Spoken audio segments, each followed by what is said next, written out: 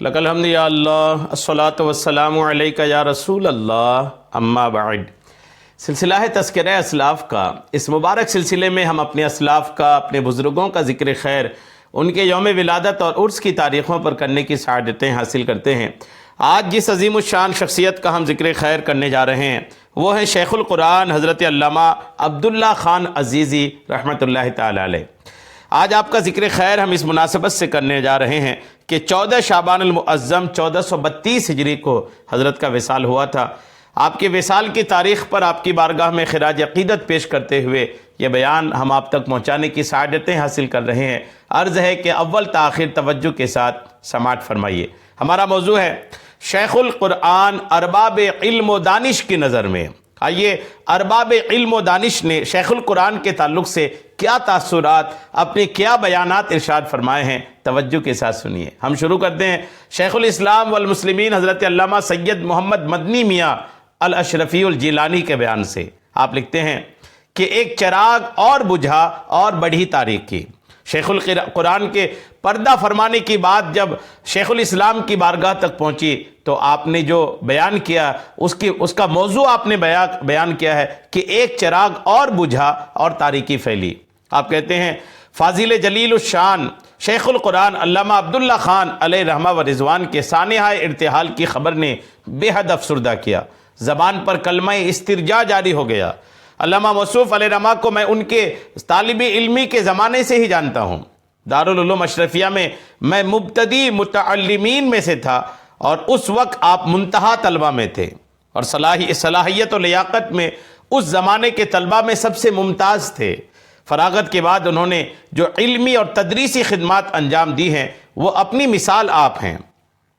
علامہ موصوف کی گراں قدر تصنیفات آپ کو ہمیشہ زندہ رکھیں گی۔ مزید برآں سینکڑوں لائق و فائق تلامذہ آپ کی علمی یادگار ہیں اور خاص کر کے دارالعلوم علیمیہ جمدہ شاہی آپ کے مساعی جمیلہ کی شاندار نشانی ہیں۔ حافظ ملت علیہ رحمہ کی نسبت سے اپنے آپ کو عزیزی آپ کہتے رہے اور اسی عزیزیت کے ناطے آپ اشرفی بھی تھے اور آپ کو اپنی اشرفیت کا کامل احساس بھی تھا، اس لیے آپ خرد و کلاں اور اپنے پرائے کے لیے ہر دل عزیز تھے، تو دوسری طرف اپنے معاصر علماء میں بھی اشرف تھے۔ بے شک آپ عزیزی تھے، عزیز القدر تھے، صاحب اعزاز تھے۔ عزت آپ کے دامن سے وابستہ ہوئی اور ہمیشہ وابستہ رہی اور آج بھی بے فضل ہی تعالی ہم رشتہ ہیں۔ دعا گو ہوں کہ مولا تعالیٰ آپ پر اپنی رحمتوں کی بارش فرمائے اور آپ کے لا فانی فیوز و برکات کو جاری و ساری رکھے اور سارے وابستگان کو صبر جمیل عطا فرمائے، آمین بجاہ النبی الامین۔ یہ شیخ الاسلام کے الفاظ تھے۔ رئیس القلم حضرت علامہ ارشد القادری علیہ رحمہ کیا لکھتے ہیں یہ بھی توجہ سے سنیے۔ آپ کہتے ہیں کہ انہی ایام میں جب آپ رحمت و انوار کی بارش میں نہا رہے ہوں گے، میں بھی پانی میں بھیگتا آپ کی جلوہ گاہ علم و فضل میں پہنچا۔ آپ نے ایک وادی بے گیاہ کو جس حسن اخلاق و تدبیر سے گل ہائے رنگا رنگ کا لالا زار بنا دیا ہے، اسے دیکھ کر میں حیران رہ گیا۔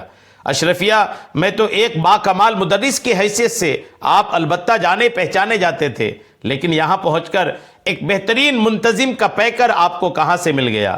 یہ ہنر آپ نے کس کونے میں چھپا رکھا تھا؟ خدائے قدیر آپ کے امثال ہماری جماعت میں پیدا فرمائے۔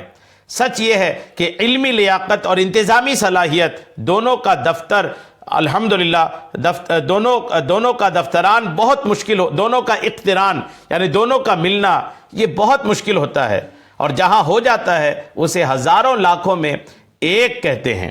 خدائے غافر و قدیر آپ کو صحت و سلامتی کے ساتھ بہت دنوں تک ہمارے درمیان زندہ رکھے اور آپ کے فیوز و برکات کا بادل ہماری امیدوں کی کھیتیوں پہ برستا رہے۔ یہ رئیس القلم کے الفاظ شیخ القرآن کے شان میں ہیں۔ اور سنیے بحر العلوم حضرت علامہ مفتی عبد المنان اعظمی علیہ رحمہ کیا فرماتے ہیں۔ آپ فرماتے ہیں کہ ہمارے مکرم و محترم حضرت مولانا ذی جاہ محمد عبداللہ خان صاحب عزیزی گونڈوی شیخ الحدیث دارالعلوم علیمیہ جمدہ شاہی ہر طرح اس کے اہل اور مستحق ہیں کہ ان امور میں اہل اسلام کی رہنمائی فرمائیں کہ قرآن عظیم آپ کی ذاتی دلچسپی کا خصوصی مضمون ہے۔ حدیث و فقہ آپ نے زندگی بھر پڑھائی ہے۔ قانون اسلام پر مبصرانہ نگاہ ہے اور موجودہ معاشی مسائل سے بھی آپ غافل نہیں ہیں۔ ہندوستان میں موجودہ علماء اہل سنت میں آپ کی شخصیت امتیازی شان رکھتی ہے، الحمدللہ۔ حضرت علامہ غلام عبد القادر علوی ناظم اعلیٰ دارالعلوم فیض الرسول براؤں شریف یہ کیا فرماتے ہیں، دیکھیے۔ آپ فرماتے ہیں کہ مجھے حضرت شیخ القرآن صاحب علیہ رحمہ سے شرف تلمذ پر فخر ہے، اور یہ بات بھی میرے لیے قابل فخر ہے کہ حضرت اخیر عمر تک میرے ساتھ شفقت سے پیش آتے تھے۔ مجھے یاد آتا ہے کہ دور طالب علمی میں حضور والا ہم لوگوں کی معمولی کامیابی پر اپنی مسرتوں کا اظہار فرماتے تھے۔ اگر آج میرے اندر کچھ فضل و کمال ہے تو اس میں میرے اساتذہ کرام کی شفقتوں اور حوصلہ افزائیوں کا بڑا دخل ہے۔ مجھے افسوس ہے کہ میں ان کی نماز جنازہ میں شرکت نہ کر سکا، لیکن تدفین کے بعد ہی صحیح ان کی آستہ بوسی میرے لیے باعث سعادت ہے۔ رب کریم ان کی تربت انور پر رحمت و نور کی بارش فرمائے، آمین۔ حضرت علامہ غلام محی الدین صاحب قدس سرہ بانی دارالعلوم اہل سنت اعجاز مصطفیٰ قدم رسول شریف قصبہ گورا چوکی گونڈا یوپی یہ کہتے ہیں کہ حضرت استاد العلماء سند المدرسین شیخ القرآن علامہ عبداللہ خان عزیزی علیہ رحمہ اپنے دور کے ممتاز استاذ تھے۔ عالم شباب میں ملک و بیرون ملک کی تنظیم اور دینی درسگاہ الجامعۃ الاشرفیہ مبارک پور کے بہت اچھے استاذ رہ چکے تھے، الحمدللہ۔ جلالۃ العلم حضور حافظ ملت علیہ رحمہ کے تلمیذ رشید تھے۔ بابا قوم و ملت محافظ سنیت علامہ مفتی عتیق الرحمن علیہ رحمہ کے بھی آپ شاگرد تھے۔ آپ کے وصال پرملال سے صرف دارالعلوم علیمیہ ہی کو غم نہیں بلکہ پوری ملت اسلامیہ کو غم ہے۔ اللہ رب العزت اپنے حبیب پاک علیہ السلام کے صدقے میں آپ کو جنت الفردوس میں اعلیٰ سے اعلیٰ مقام عطا فرمائے اور آپ کی قبر پر رحمت و نور کی بارش فرمائے۔ حضرت علامہ مفتی عبدالسلام صاحب قبلہ تلشی پوری ان کا بیان سنیے۔ حضرت شیخ القرآن صاحب قبلہ نور اللہ مرقدہ علم کے وہ کوہ گراں تھے جس کے انوار و تجلیات ہر چہار جانب پھیلے ہوئے ہیں۔ معقولات و منقولات بالخصوص فن تفسیر میں آپ کو ید طولہ حاصل تھا۔ اسی فن تفسیر میں انفرادیت کی وجہ سے آپ کو شیخ القرآن کہا جاتا ہے۔ حضرت شیخ القرآن صاحب نور اللہ مرقدہ کا خصوصی کرم مجھ پر تھا۔ الجامعۃ الاشرفیہ مبارک پور میں جس وقت میں طالب علم تھا حضرت خاص کرم فرماتے، اور حضرت نے دارالعلوم علیمیہ جمدہ شاہی میں اپنے زیر سایہ کرم تدریس کا موقع کامل طور پر عطا فرمایا۔ یہ حضرت کی خرد نوازی ہے۔ یہ خوبی حضرت شیخ القرآن صاحب کے اندر بدرجہ اتم موجود تھی۔ حضرت شیخ القرآن صاحب نور اللہ مرقدہ نے جمدہ شاہی میں قدم رکھتے ہی اپنی خدا داد صلاحیت کی وجہ سے دارالعلوم علیمیہ کو ترقی کی راہ پر کامل طور پر گامزن فرما دیا۔ تعلیم خاص طور پر لائبریری کے فروغ و ارتقاء کی طرف کامل طور پر توجہ فرمایا اور اس کو اوج ثریا پر پہنچا دیا۔ بہرکیف دارالعلوم علیمیہ کا کامل باغ و بہار یہ حضرت شیخ القرآن صاحب کی کاوشوں کا نتیجہ ہے۔ حضرت علامہ محمد سعید نورانی صاحب یہ کیا لکھتے ہیں، دیکھیں۔ آپ کہتے ہیں کہ حضرت شیخ القرآن قدس سرہ کو تمام علوم مروجہ پر الحمدللہ کا کمال حاصل تھا، لیکن علم تفسیر اور علم کلام میں آپ اپنی مثال آپ تھے۔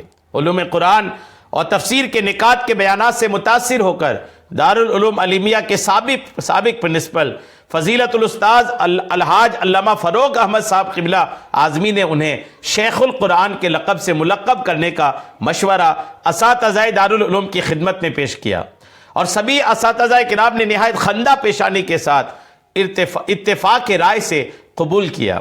پھر کیا تھا کہ گویا وہ لقب آپ کے نام کے ساتھ ایسا مشہور ہوا کہ فی زمانہ شیخ القرآن جہاں کہیں بھی بولا جاتا ہے حضور والا ہی کی جانب لوگوں کا ذہن و دماغ جاتا ہے۔ حضرت مولانا نور الہدیٰ مصباحی نور اللہ مرقدہ یہ کہتے ہیں کہ ہمارے تمام اساتذہ الحمدللہ مشفق واقع ہوئے ہیں۔ جس دن حضرت اشرفیہ سے تشریف لائے اسی دن میں داخلہ کی غرض سے علیمیہ گیا تھا۔ حضرت نے مجھے ثانیہ کے لائق قرار دیا۔ بعد میں حضرت علامہ شفیق الرحمن صاحب نے بھی مجھے اسی جماعت کے لائق قرار دیا۔ حضرت تعلیم کے معاملے میں بہت سخت تھے، بغیر مطالعہ نہ سبق پڑھاتے نہ کسی کو پڑھانے دیتے۔ اکثر حضرت کی خدمت کرتا، دوران خدمت مجھ سے کسی فن یا کتاب کے بارے میں سوال فرماتے اور اس طرح میرا سبق پختہ ہو جاتا۔ طلبہ پر بڑے رحم دل تھے. تعطیل کلام میں جب گھر جاتے تو تمام طلبہ کو اکٹھا کر کے ان سے معافی مانگتے. طلبہ کا کھانا گھٹ جاتا تو فکر مند ہو جاتے. علیمیہ کی تعلیم و ترقی کے لیے ہمیشہ فکر مند رہتے. بڑوں کی بڑی عادتیں دیکھیں کہ جب تعطیل کلا رمضان کی بڑی چھٹی کے وقت جب سارے طلبہ گھر جانا ہے، حضرت کو بھی گھر تشریف لے جانا ہے، تو تمام طلبہ کو جمع کر کے آپ سب سے معافی مانگتے اور پھر طلبہ کو رخصت کرتے. یہ بڑوں کی بڑی عادت ہے. الحمدللہ اللہ کریم حضرت کے مزار پاک پر خوب رحمتیں اور برکتیں نازل فرمائے. آمین بجاہ النبی الامین صلی اللہ تعالی علیہ وسلم.